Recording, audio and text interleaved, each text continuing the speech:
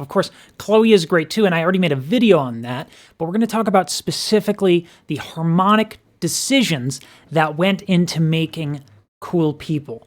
This is going to be a series, and this is going to be your step 1. Don't move on to step 2 until you've really put the lock on this one. So let's get right into it. Is a scale, is a major scale. I'm pretty sure we all know how to do this from bottom to top. It's do, re, mi, fa, sol, la, ti, do, ti, la, so, fa, mi, re, do. Pretty easy, right?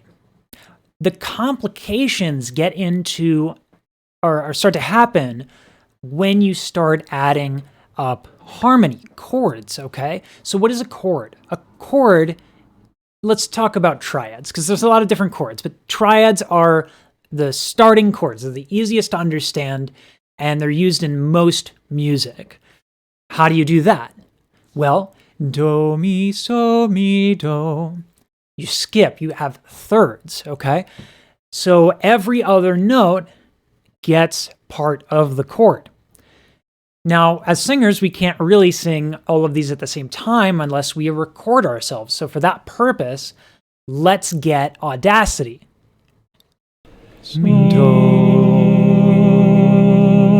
Tuning's a little rough, but that's the idea of a chord, right? You skip by thirds. The notes do, mi, so. So what would be a 2 chord? Well, that would be re, fa, la, a 3 chord mi, so, ti, a 4 chord fa, la, do. You see what I'm getting at? You just kind of keep repeating that. 5 is so, ti, re, la, do, mi, ti, re, fa. Yes, ti, re, fa. Wow.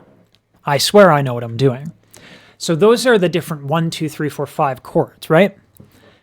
Let's start doing this for this part 1. Let's start training our ability to make chords by using our scales in time and then singing another scale in time, the way you would do a round. We're going to do that 3 times. This is a really challenging exercise. It's going to challenge your rhythm, your intonation, and it's going to throw you.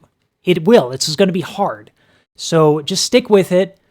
And I promise you, it will be the best thing you can do for your musicianship. We're going to go to Generate, and under the Generate tab, we're going to hit Click Track.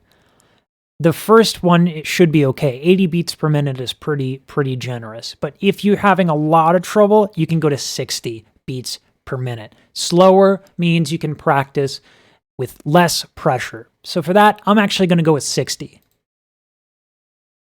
Now, if I play, you're going to hear that click track.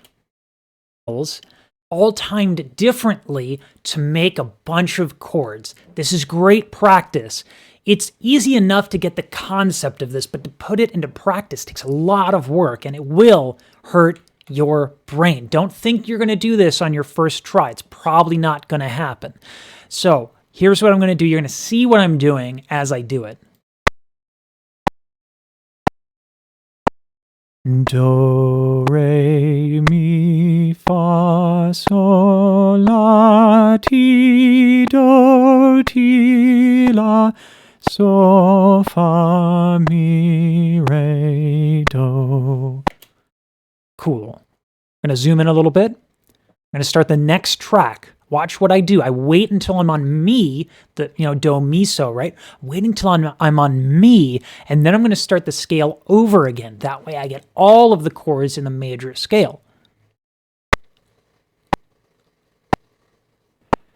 Do, re, mi, fa, sol, la, ti, do. So I think I messed up. Yeah, okay, hold on. Do, re,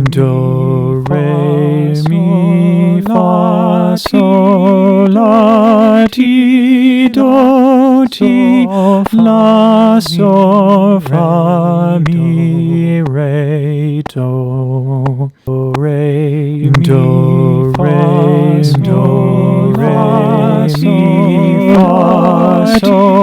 la, ti, do, si, la, so, fa, mi, re, do.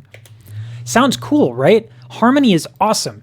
And the way we need to treat harmony in order to get on Halle's level in terms of her songwriting, and also, of course, her sister. But, when I think of cool people, I think of Halle in the introduction. It's not a bias, it's just my brain goes to that. And so in order to get on their level, we need to be able to turn harmony from melody. It's called a counterpoint. And in part 2, we're going to get into how to do that. But in the meantime, try this exercise as best as you can. It's going to be really hard.